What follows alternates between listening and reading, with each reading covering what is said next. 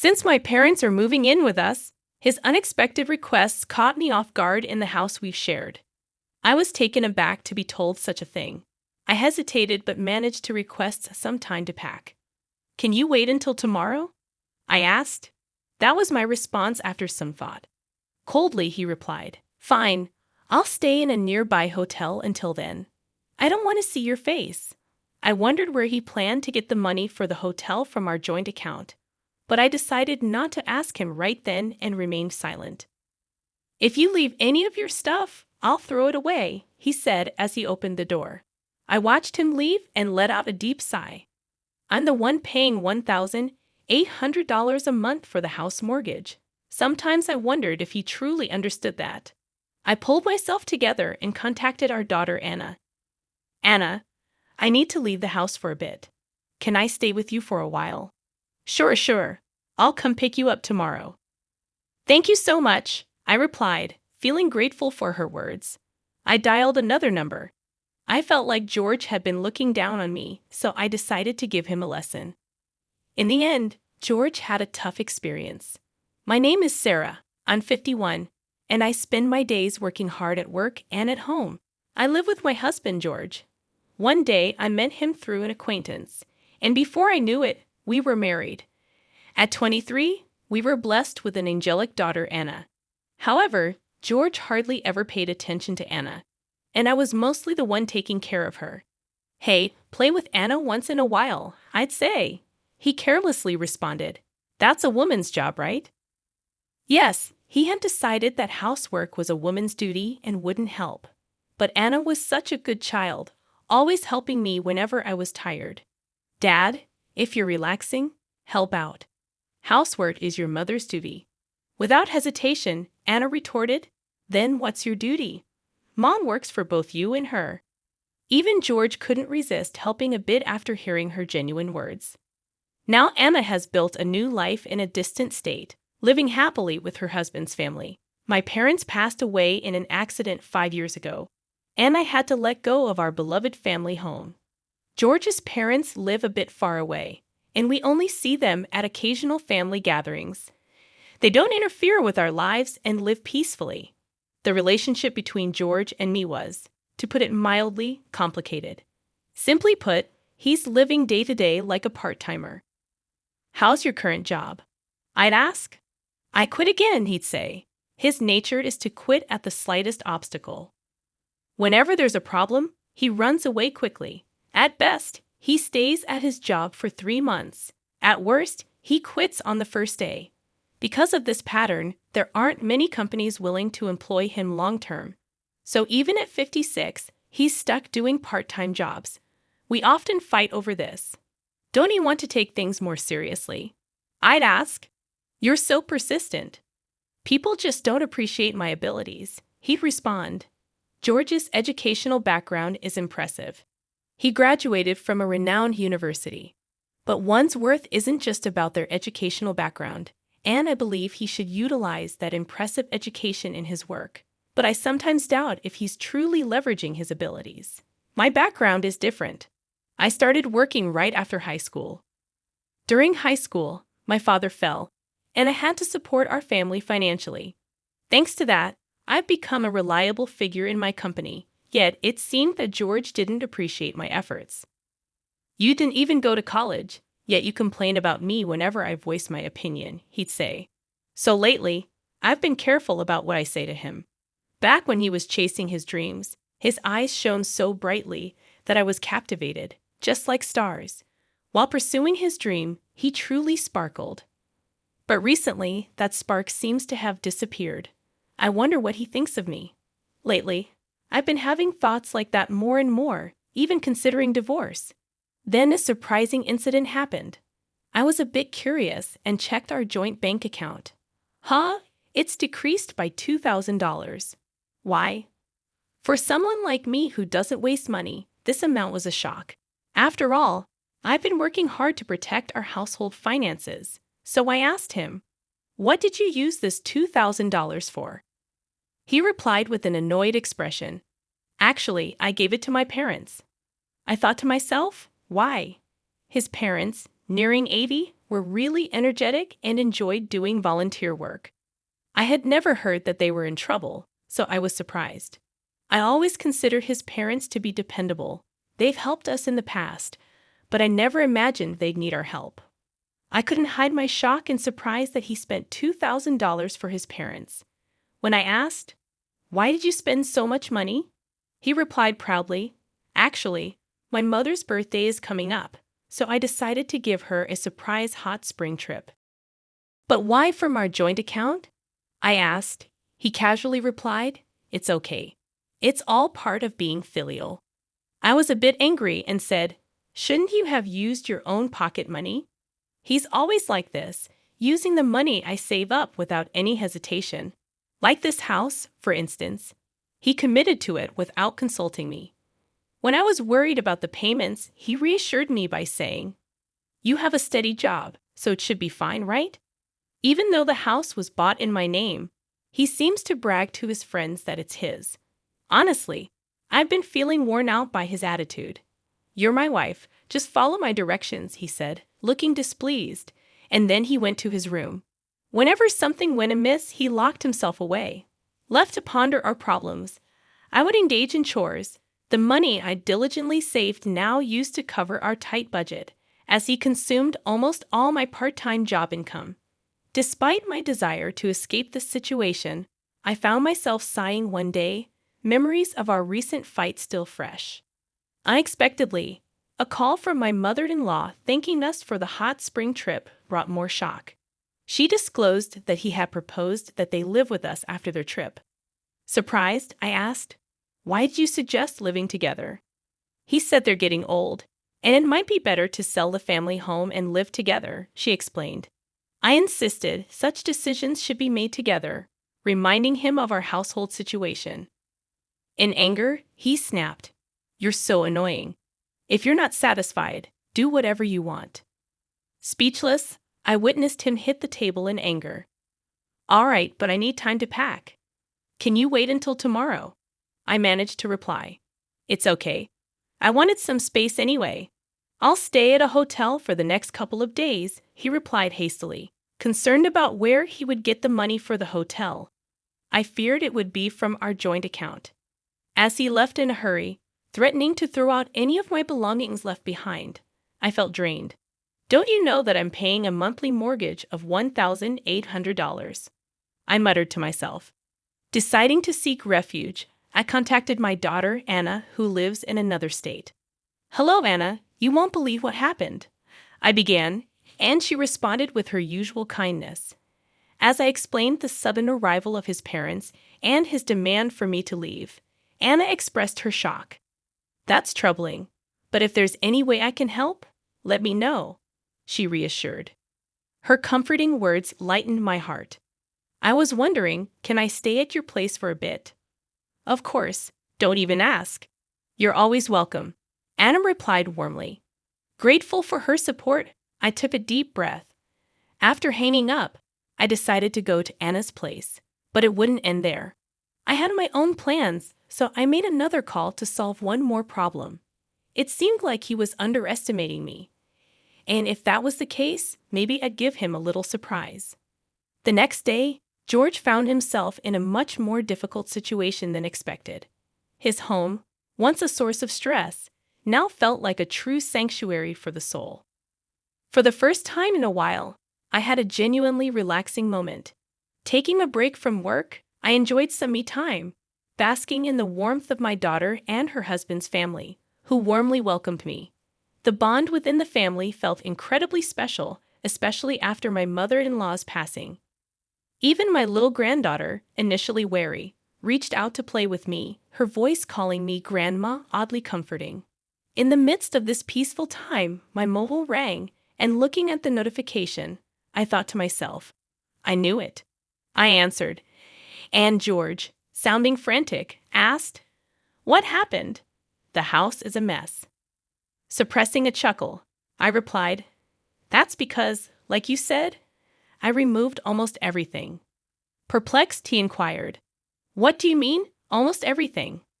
I explained that I had contacted a friend running a waste collection service, and they helped me clean out furniture and appliances. Recyclable items went to a trusted recycling shop, and non-recyclables were properly disposed of. Reminding him that I chose and bought most of the stuff in our house, I playfully teased, "Do you recall anything you bought with your own money?" Taking time to think, George replied, "You may be right." But the situation seemed a bit extreme to him. At that moment, Anna approached me, taking my phone with a smile, saying, "Mom, let me borrow this for a bit." Switching on the speaker, she addressed George. "Dad, it's Anna. It's been a while." Her cheery confirmation puzzled George, and with a serious expression, Anna asked, "Dad, why has it come to this? Mom has always been the backbone of our home and supported us. What about you?" Her words weighed heavy, and tension filled the room. Curious about George's response, I decided to be straightforward. "Enough. Tell Sarah I'm seriously considering a divorce." "Are you serious? What do you plan to do, Mom, if it comes to that?" George's voice carried sheer astonishment. My unexpected response seemed to catch him off guard. He appeared a bit too self-centered. "I'm open to a divorce, really," I reiterated, responding to his apparent disbelief. Recalling our marital life, I remembered how I took care of our finances while he spent freely. Money-related arguments were not uncommon. "It's okay. I get it. Just make sure to transfer the house's name," he said. "Sure, the house is yours now." "All right then. I'll prepare the necessary documents." "Thanks." After ending the call, Anna returned my phone. Concern showed on her face, but her smile was kind and understanding. "Mom, are you sure about the house? You bought everything with your salary, right?" "Well, there's nothing to worry about." Actually, when I told Anna the truth about the house, she burst out laughing. I explained, "Indeed, I acquired that house with my money, but there's still a mountain of unpaid mortgages. The amount of those mortgages is many times George's monthly salary. I can't imagine him paying that every month." "I see. You're really amazing, aren't you, Mom?" Anna praised. "I've been working behind the scenes a bit too, so Dad will probably get into a fix soon." "What do you mean?" I asked. "Actually, I've become very close with Grandpa and Grandma, so I get a lot of information."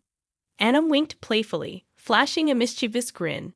Unlike me, she highly valued her relationship with her grandparents and frequently kept in touch.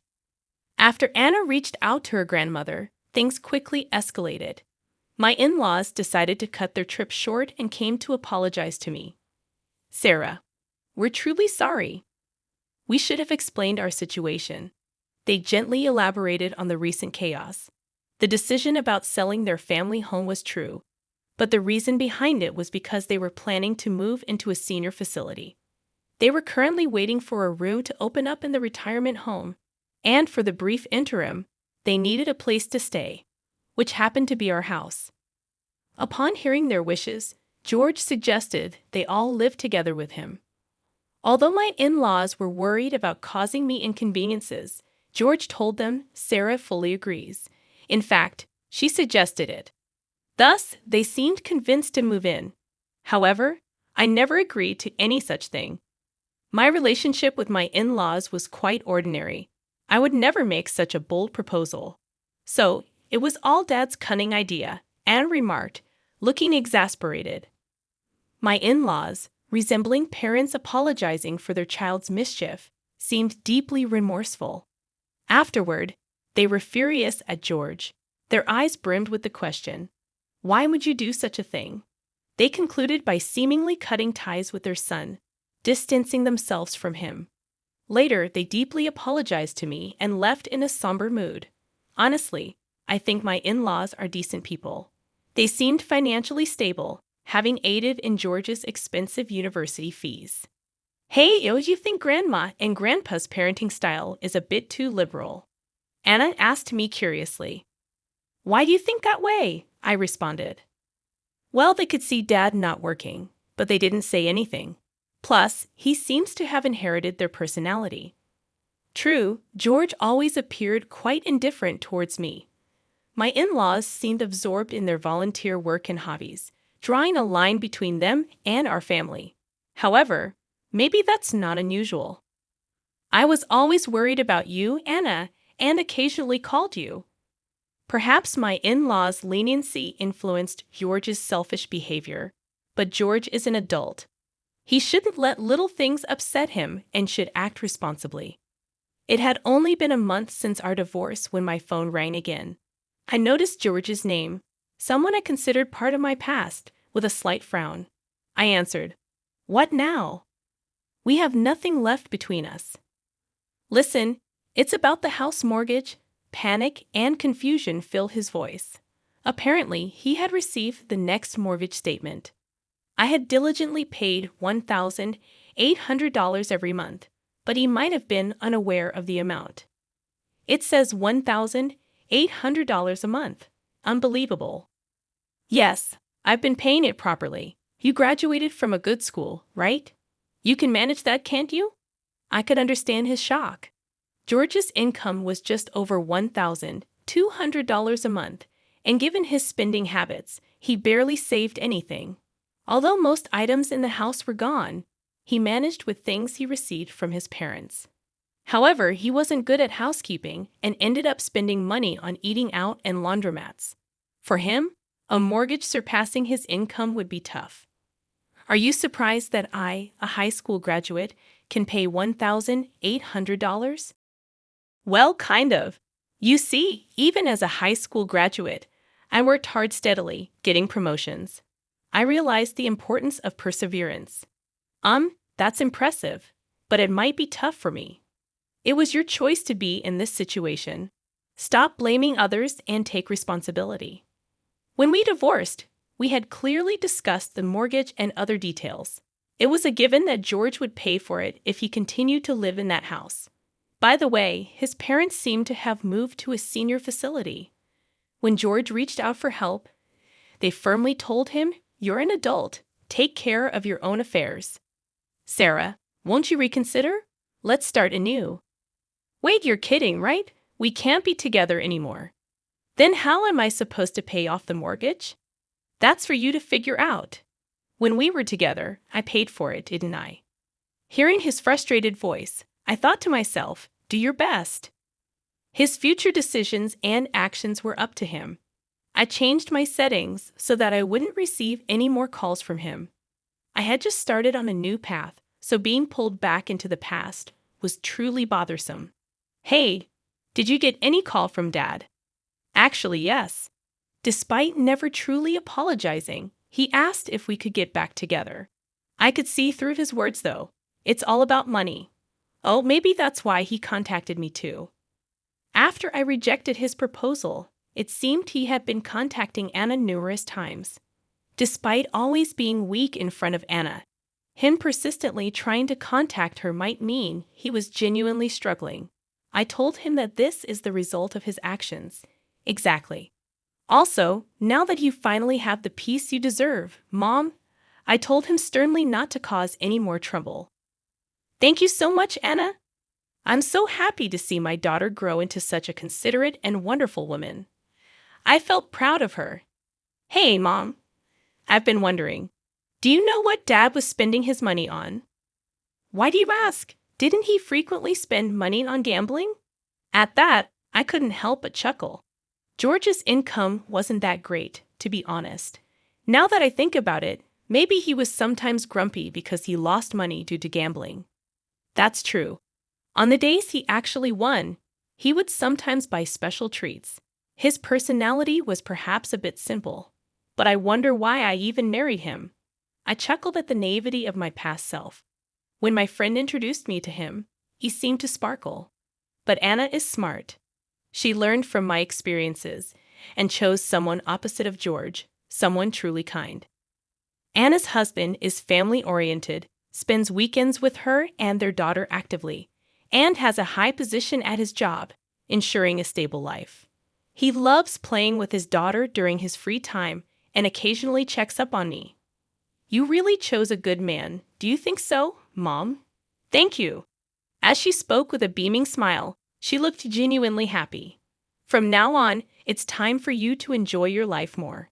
I'm getting older, though. I'm not sure where to start. Age is just a number, Mom. You can still find a lot of happiness ahead of you. Hearing Anna's words warmed my heart. I suddenly hoped for someone understanding, like Anna's father-in-law, to be my next partner in life. Just then, I heard my granddaughter calling out to play. "Grandma, come play with me." "Oh, have you been waiting to play with me? Let's play together." Surrounded by Anna's joyful family, I too was smiling. I'm glad that Anna is blessed with such a wonderful family. Changing the topic, Anna said, "It seems George faced financial difficulties and had to sell a house. He used the money to pay off some debts, but moved to a cramped apartment. He struggled to find a stable job, and his debts only grew. Eventually, he couldn't even pay rent and ended up living on the streets. One day, I heard shocking news that he was taken away by a shady group. His path was indeed a result of his own choices. George's parents felt deeply remorseful. They didn't want to burden me anymore. They sold their house and used their savings to pay for a facility. They also ensured their inheritance would go to me. I don't need this much money, I told them, but they insisted it was their apology. In the midst of all this, with a bit of financial freedom, I considered moving out of Anna's home. But, Mom, you can stay here. I certainly don't want to bother you and your family, Anna. Actually, my husband and I were talking about living together with you. Really? It seems you've always cared for me. After discussing it with her husband and father-in-law, they planned to invite me to live with them. And then I received the invitation at just the right time. So, Mom, don't be too concerned. Just have fun playing with the kids, okay? Thank you, Anna. My granddaughter had taken a real liking to me due to Anna's husband's background of being raised in a single-parent household with his father. He warmly welcomed me into their home, and his father-in-law also expressed his wish for me to live happily. With that kind gesture, I decided to move in with them. Previously, money was tight, so I had to work. But now, with the help of Anna, her husband, and her father-in-law, things have become much easier. And here's some exciting news. Anna is expecting her second child. In the meantime, I've been helping around the house, playing with my granddaughter, and spending my time that way. Anna's father-in-law also helps with household chores just like me, so we have a fun time together doing things around the house. Whenever I do something, the family always says thank you, and that makes me very happy. Unlike my previous husband, this family openly expresses their gratitude each time. I truly feel fortunate. When asked how I get along with my father-in-law, I replied with a smile. I want to spend my life with him forever. That's good. It feels like a new family, Anna said gently, rubbing her belly. With Anna in my life, everything has become much brighter. Meeting her might be the only thing I'm thankful for regarding George. Oh, with that thought, I'm motivated to do my best for my family today as well. Sarah, if you'd like, I want to walk through life with you from now on. How does that sound? Are you sure about me? If so, of course. Let's be together. I responded to his words like this. I've regained my confidence. I was on the verge of forgetting my own worth, but his words made me realize its value again. I believe that as a family, we'll face many happy moments and challenges together from now on, and that truly warms my heart.